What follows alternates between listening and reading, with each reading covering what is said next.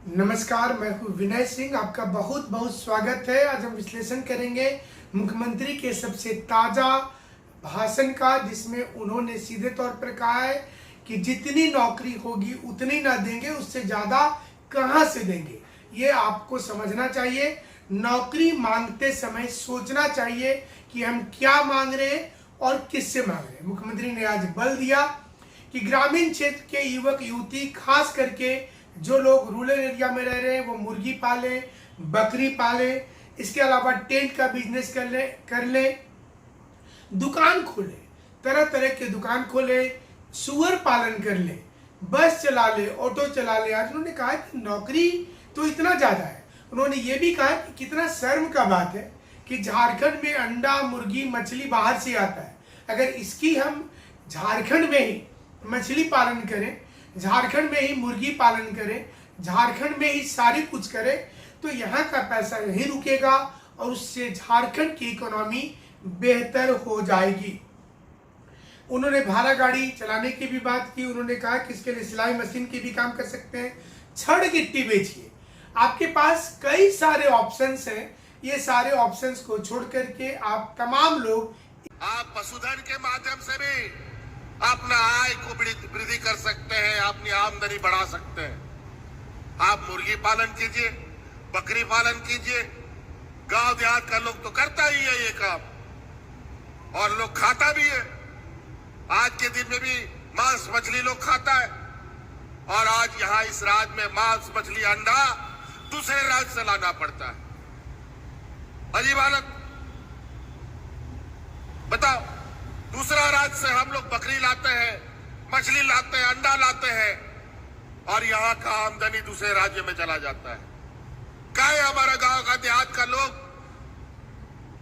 बकरी, मुर्गी, अंडा, मछली पाल सकता है और बाजार में बेच करके आमदनी बढ़ा सकता है? क्यों नहीं हो सकता? तो इसीलिए आते हैं, गाड़ी भाड़ा में चलाना चाहते हैं, कपड़ा दुकान, सिलाई दुकान, राशन दुकान,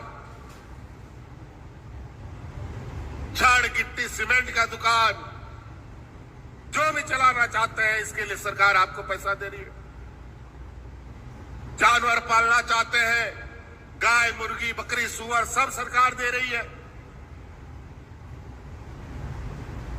पहले के सरकारी डबल इंजन की सरकारों ने चला 6 महीने के बाद मर गया, और उसके ऊपर जितना खर्चा किया, किसान बेचारा दोबारा फिर जानवर पालने का नाम ही नहीं लेता है, कान पकड़ लेता है। क्या है, आपको जो जानवर मिलेगा वो जानवर बीमा किया हुआ जानवर मिलेगा। अगर गलती से अगर कोई बीमारी से जानवर मर भी गया तो जानवर का पूरा पैसा बीमा कंपनी वाला आपको लाकर,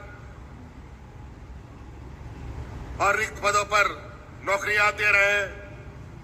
अभी भी कुछ बहाली चल रहा है शायद, कोई सिपाही का इधर उधर, कभी शिक्षक की बहाली, कभी सहायक इंजीनियर की बहाली, कभी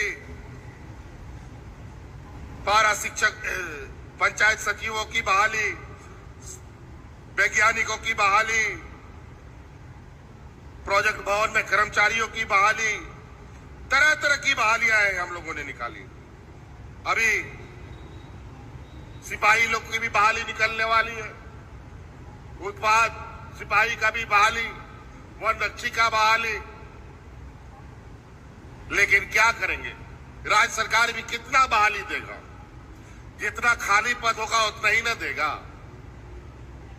लेकिन जो देश में सबसे अधिक बहाली देता था, फौज में नियुक्ति बंद हो गई, जो भारत सरकार करता था, भाजपा की सरकार करती थी।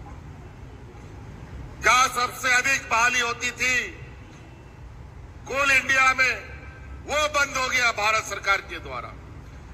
जहां थोड़ा सा पढ़ा लिखा नौजवान बैंकों में नौकरी करने जाता था, वो नौकरी भी बंद हो गया। बहुत सारा लोग रेल में नौकरी करने जाता था, वो भी बंद हो गया। सब राज्य सरकार के मत्थे में लाके पटक दो। इसी को कहते हैं चोर मचाए शोर।